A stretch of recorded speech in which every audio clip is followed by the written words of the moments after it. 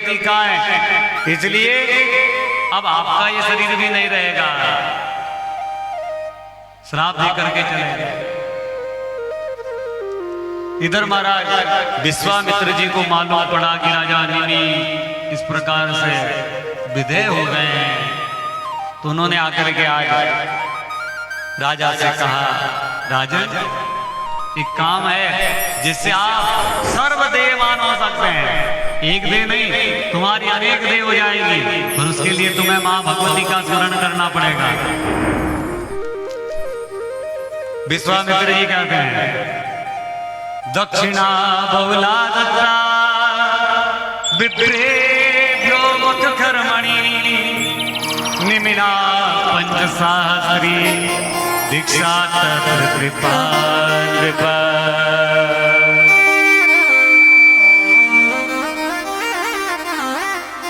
उसी समय माता भगवती को याद किया।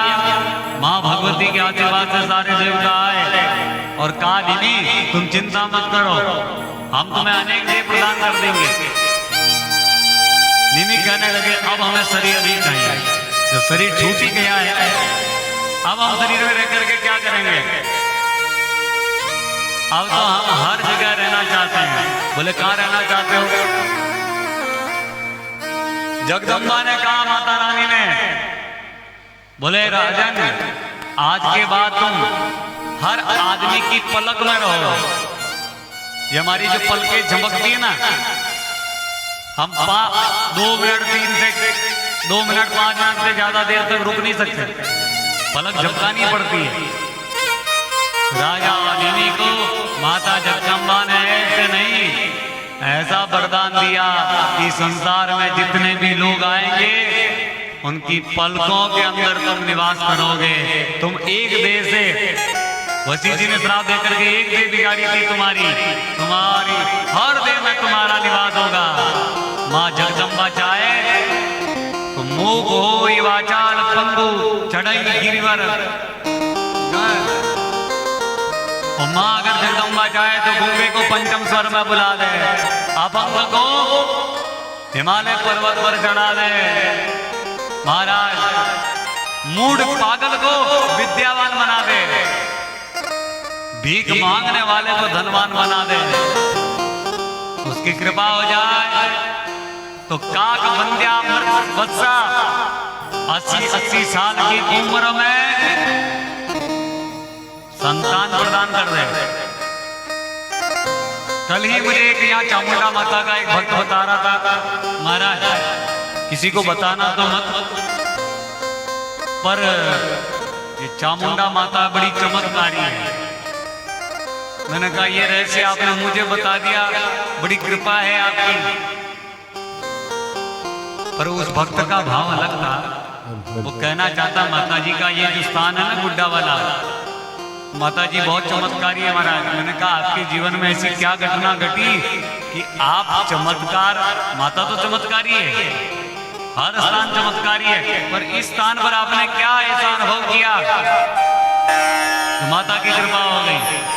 बोले महाराज मेरे लड़का लड़की नहीं था और माता की ऐसी कृपा हुई है कि लड़कियों पे लड़कियां होती जा रही थी और यहाँ से केवल आके बबूती मिली और मेरे तो यहाँ ठाट बाट हो गए, आनंद हो गए, जय जयकार हो गई। बोलो लगाओ चामुंडा माता की जयकार, बोलो चामुंडा माई जय।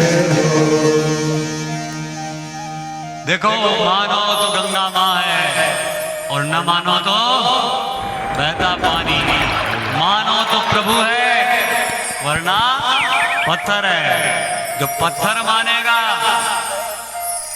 उसे पत्थर मिलेंगे और जो परमात्मा मानेगा, माँ मानेगा, उसे माँ की कृपा मिलेगी। जो मानता है वही प्राप्त करता है, क्योंकि खेत में तो जो बीज बोओगे प्यारे वही बीज तुम्हें वापस मिलेगा।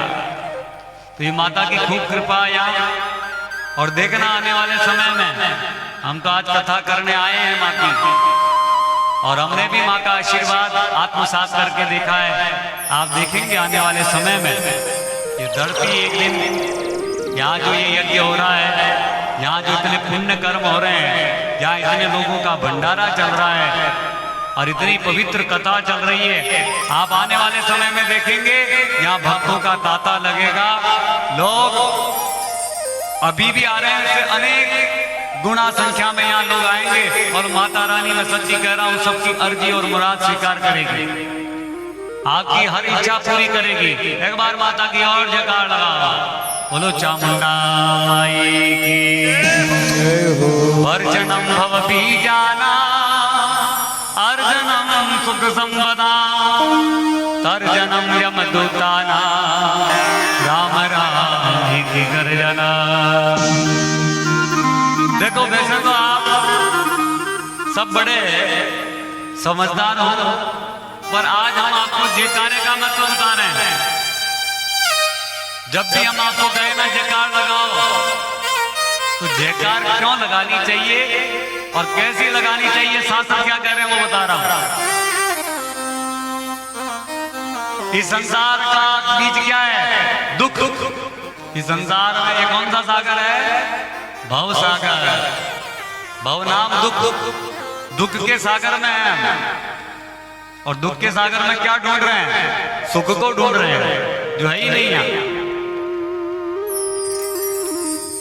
जहां जो चीज है नहीं, हमारा कोयले की खदान में जाकर के आप महाराज चने ढूंढो, मूंग ढूंढो, मिलेगा वहां?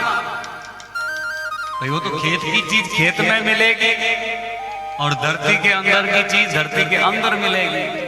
जो जहां की चीज है वही मिलेगी। इसलिए जो जहां पर जो चीज है वो वही मिलने वाली है, उसी का चिंतन किया करो। या ब्रह्मा देवा या विशति शारदा या देवी गायत्री या सावित्री पुरा।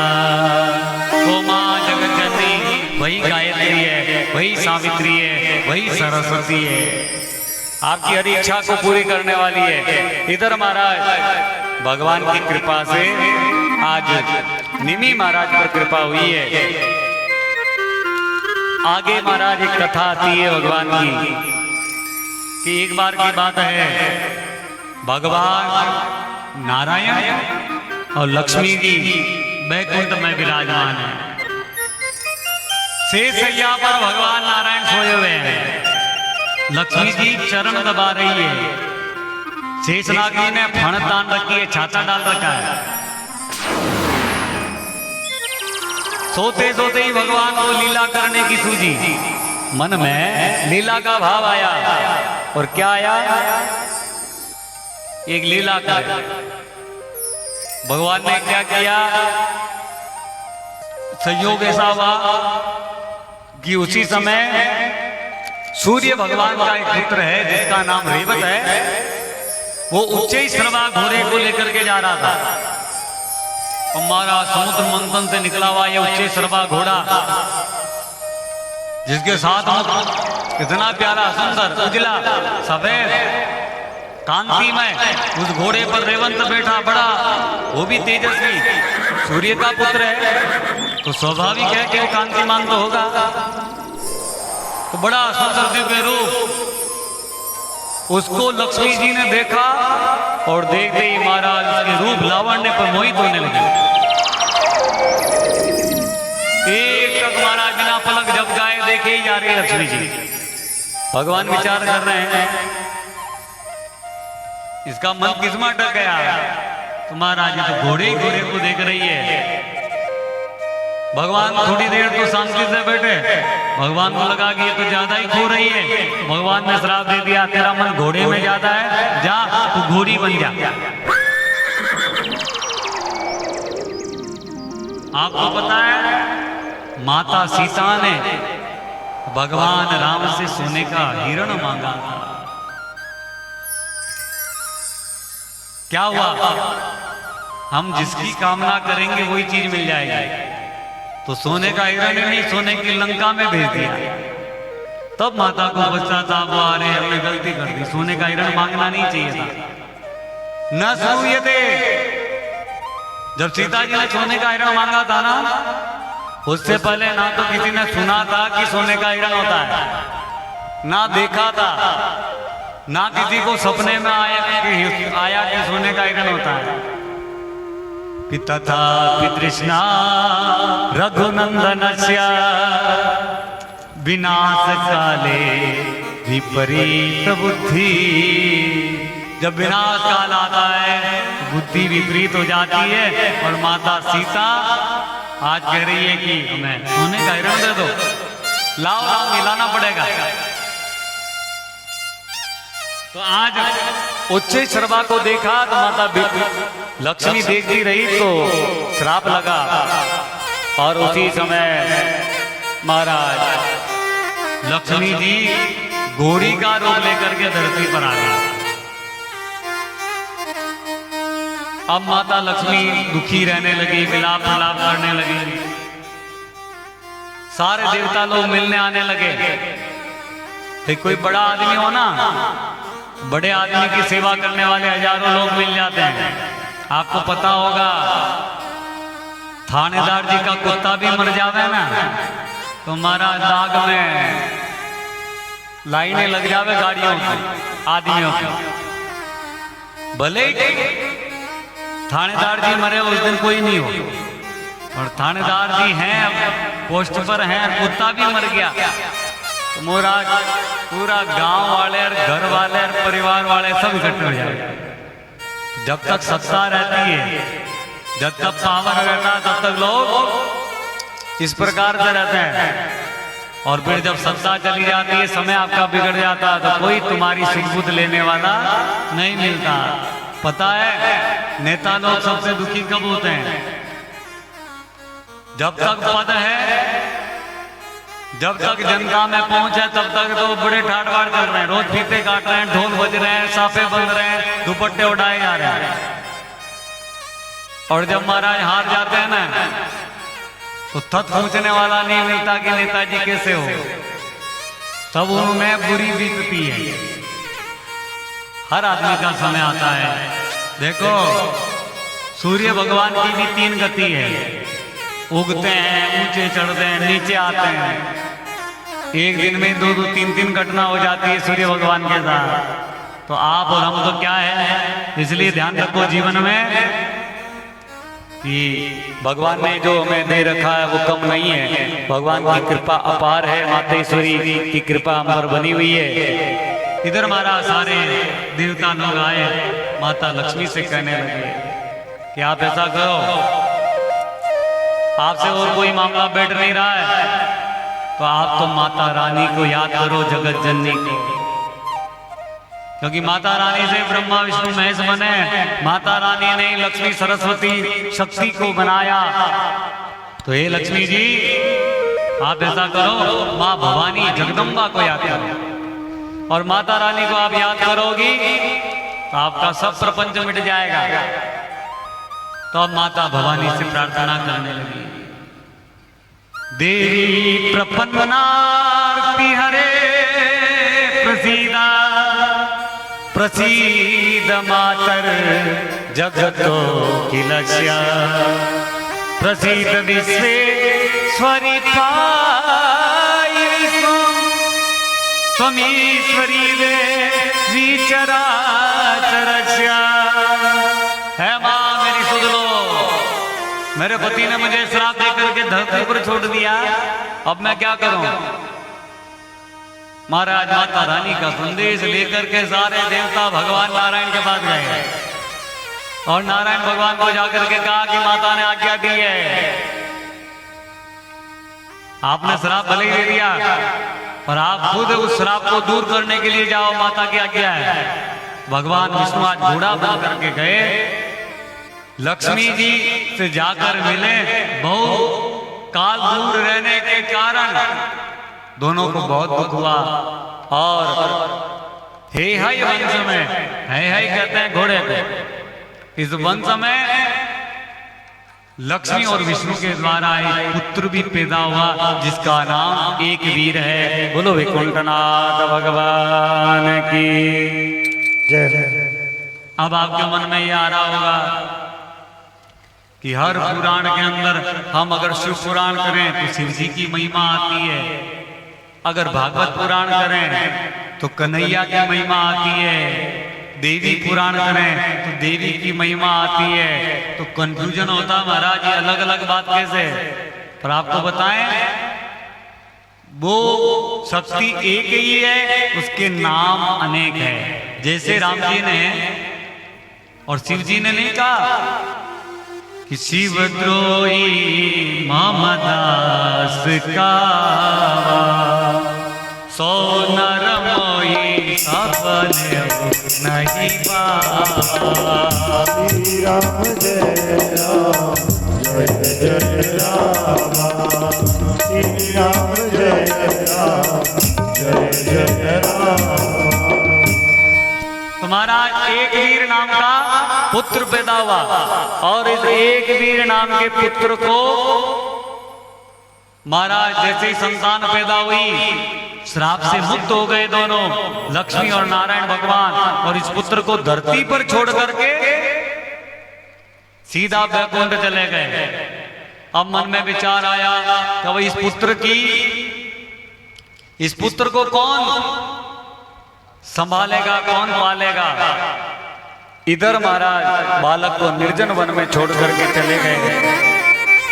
चंपक ने इंद्र के पास जाकर के पूछा कि हे देवेंद्र, एक बालक है हमें जंगल में मिला है, हम क्या करें? बोले अभी आपके पास रखो, कालांतर में हम तुम्हें बताएंगे। इधर महाराज एक हरिवर्मा नाम के राजा हैं जिनके पास सब कुछ है पर पुत्र नहीं है, झोली खाली है। देखो अगर बालक ना होना घर में, जिस घर में बालकों की किलकारियां नहीं गूंजती उस घर में महाराज शांति रहती है।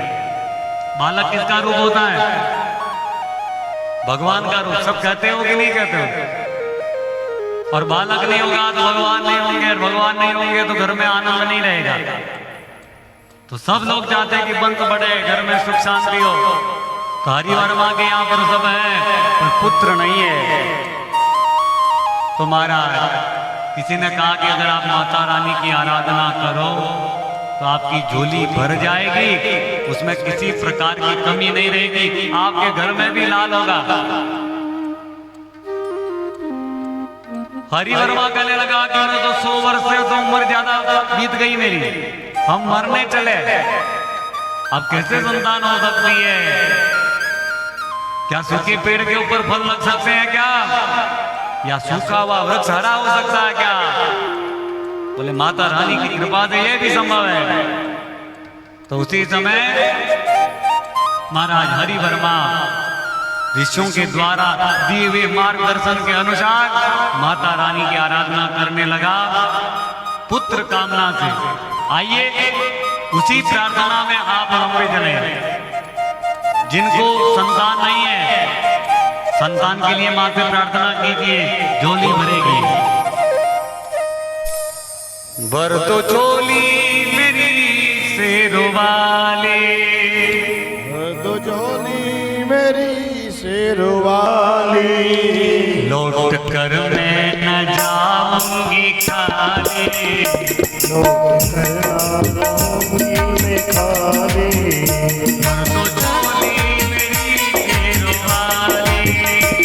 तो झोली मेरी शेरवाली,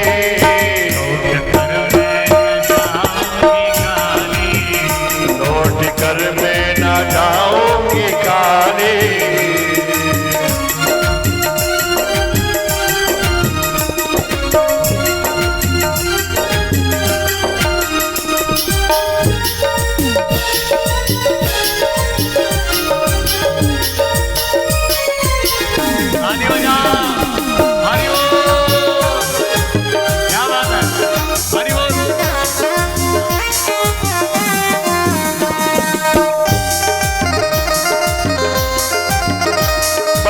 से हाथ खड़ा करके तो शेरों वाली मैया की जय हो।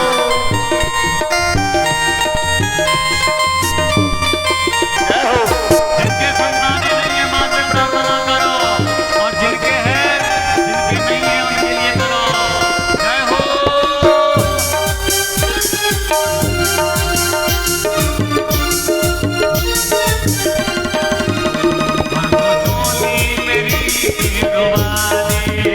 भर दो झोली मेरी शेरों वाली,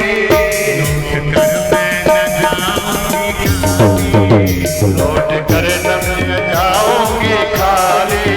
तुम्हारी भक्ति से जमाना क्या नहीं पाता, तुम्हारी भक्ति से जमाना क्या नहीं पाता। कोई भी दर्द का निवारने वाला नहीं जाता, कोई भी दर्द का निवारने नहीं जाता। भर दो झोली जय हो। शेरों वाली, भर दो झोली मेरी शेरों वाली, लौट कर न मैं जाऊंगी खाली। ओ शेरों वाली मैया की जय हो।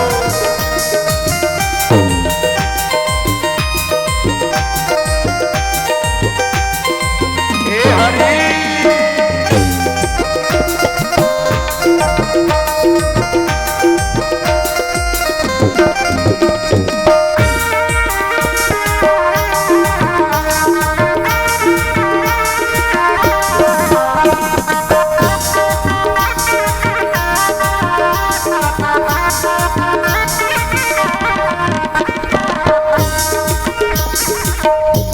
जमाने के मुख्तार हो मैया जी, परवाने के उपकारे हो मैया जी, दिग्गजों की मददगार हो मैया जी, किसों की मदद हो मेरे मैया जी। सबकी सुनती हो अपने होगे रंगो, सुनती हो अपने तुम गरीबी की दाता हो मैया जी।